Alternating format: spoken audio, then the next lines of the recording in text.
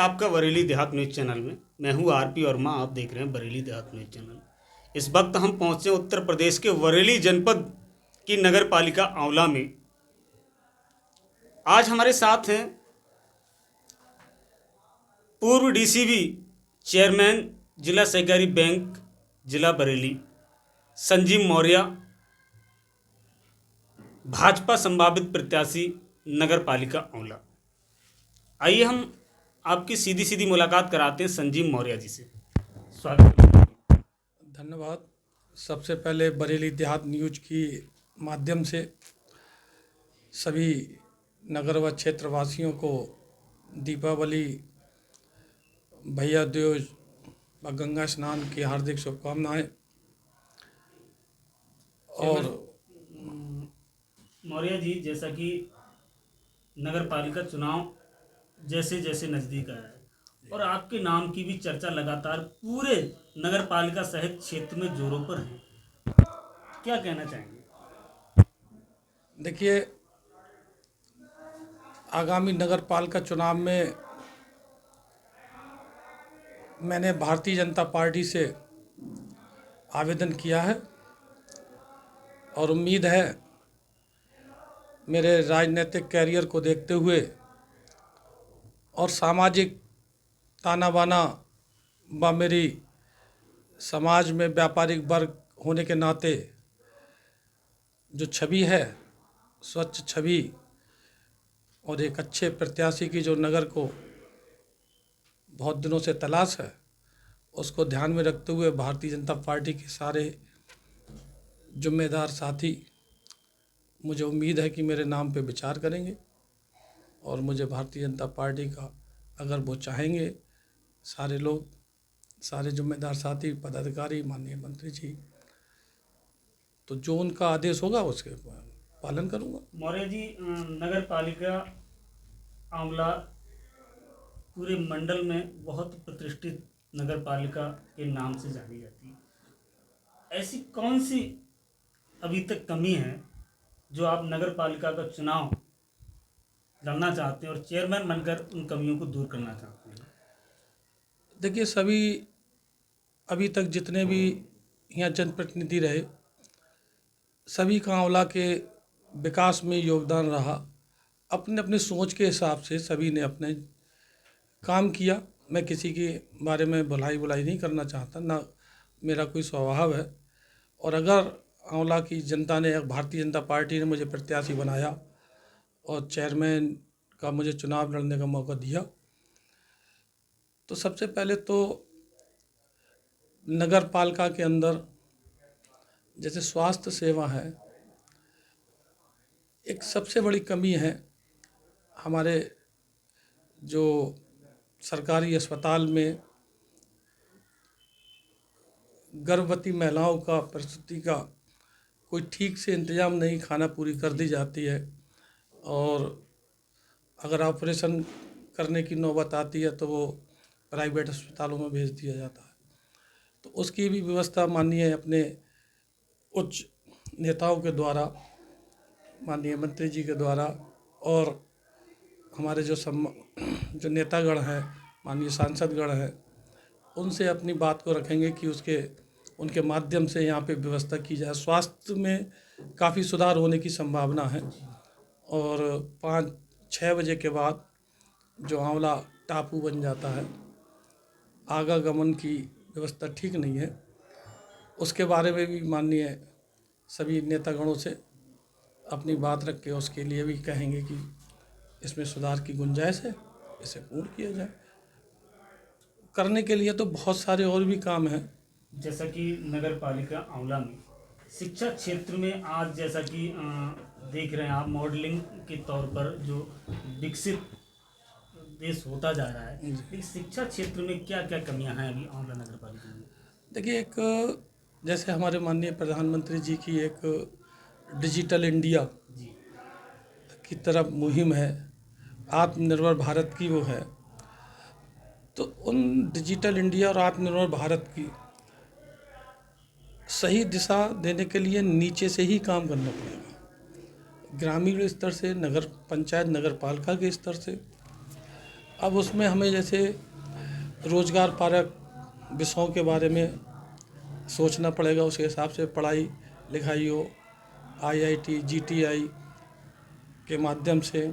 और एक हमारे यहाँ सबसे बड़ी और भी समस्या है, अब आंवला जिला बनने की ओर भी अग्रसर है। माननीय मंत्री जी उसमें काफ़ी प्रयासरत हैं और माननीय मंत्री जी का प्रयास हमें उम्मीद है सफल भी होगा।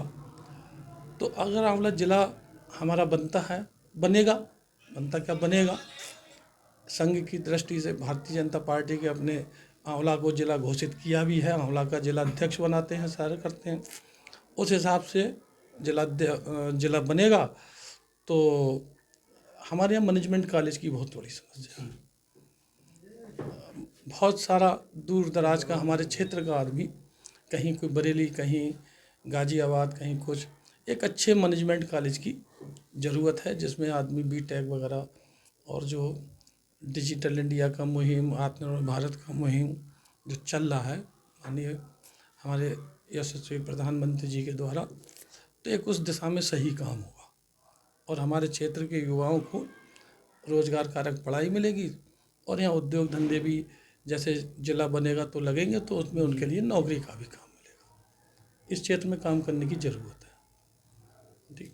जैसा कि व्यापारिक वर्ग का जब नाम आता है तो आपका एक नगर पालिका आंवला में ही एक बहुत बड़ा कोल्ड स्टोर भी है। जी। तो क्या कहना चाहेंगे? आपको लाखों लोग देख रहे हैं, कृषक भाई भी देख रहे हैं और नगर पालिका आंवला के लोग भी देख रहे हैं, क्या कोई विशेष सुविधा रहती है अपने कोल्ड स्टोर पर किसानों के लिए? देखिए, मैं सन 90 से व्यापार मैंने शुरू किया था। कई छोटे मोटे मैंने व्यापार से अपना व्यापार चलाया। मूल्यतः तो मैं एक कृषक घर में जन्म लेने के नाते खेतीबाड़ी से ही मेरा काम शुरू हुआ था और फिर हल्के हल्के मैं व्यापार की तरफ आया। और व्यापार में मैंने बहुत छोटे छोटे मैंने दुकानें की, वैसे व्यापार किए, काम करते करते और जनता का सहयोग और मेरी कार्य प्रणाली से प्रभावित होकर सारे लोग मेरे साथ जुड़े, मुझे सहयोग दिया और जनता का ही सहयोग था। और मेरी जो व्यापार की करने की अपना तरीका है, मेरा व्यापार करने का साफ़ सुथरा तरीका है, उससे प्रभावित होकर लोग मेरे से बहुत जुड़ते गए और मैं छोटे से व्यापार से करते करते सब लोगों के सहयोग से मैंने ये कोल्ड स्टोर का काम किया, कोल्ड स्टोर लगाया। क्या नाम है? हमारे क्षेत्र में आलू भंडारण की समस्या थी, तो मैं चूँकि कृषि से जुड़ा हुआ था, मैं भी उस समस्या से जूझता था, तो मैंने सोचा कि लाओ अपने क्षेत्र की एक समस्या, बड़ी समस्या है हमारे यहाँ का किसान बदायूं, बिसौली, चंदोसी, अड़ोस पड़ोस के ज़िलों में और क्षेत्र में आलू डालने जाता था। उसको ध्यान में रख के मैंने कहा एक तो यहाँ पे उद्योग धंधा बढ़ेगा, यहाँ के लोगों को रोज़गार मिलेगा। तब मैंने इस cold store Dharmraj cold store की यहाँ पे स्थापना की, आज से 3 साल पहले। ये तीसरी साल है और मुझे खुशी महसूस होती है ये कहते हुए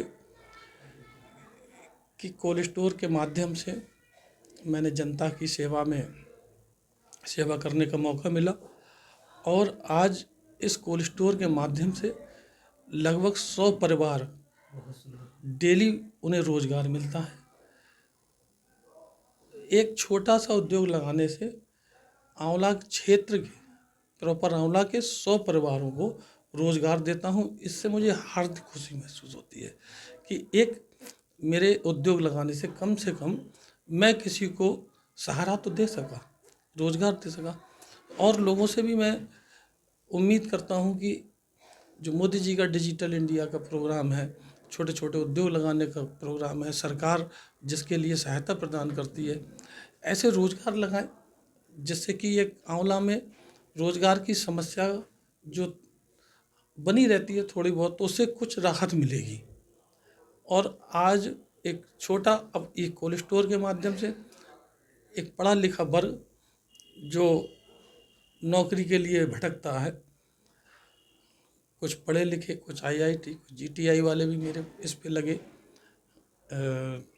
ऑपरेटर की या उसकी वजह से। इसके साथ साथ एक लेबर क्लास जो पढ़ा लिखा न होने के बाद रोज़गार के लिए भटकता है, इधर उधर जाता है, कम से कम बिहार, पंजाब, दिल्ली जाता है, तो मुझे इस बात की भी खुशी है कि कम से कम मैं 100 लोगों का परिवार का पलायन रोक के यहाँ पे रोज़गार दे सका। और कोल्ड स्टोर के माध्यम से जो आलू किसान हैं उनके लिए भी, उनकी भी सेवा करने का मौका मिलता है। बहुत बहुत धन्यवाद। ये थे हमारे साथ आंवला नगर के प्रतिष्ठित व्यापारी, और वास्तव में जो कोल्ड स्टोर का बताया कि यहाँ से 100 परिवारों का पालन पोषण होता है, बिल्कुल सत्य है। और इस तरह के जो और भी आंवला नगर के लोग हैं, इस तरह के अगर कारोबार करेंगे तो निश्चित तौर पर जो छोटे तबके के लोग हैं उन्हें निश्चित तौर पर उनके परिवार को रोजी रोटी मिलने का काम होगा। ऐसे ही लगातार ऐसे ही प्रतिष्ठित लोगों से मिलवाते रहेंगे। देखते रहिए बरेली देहात न्यूज़।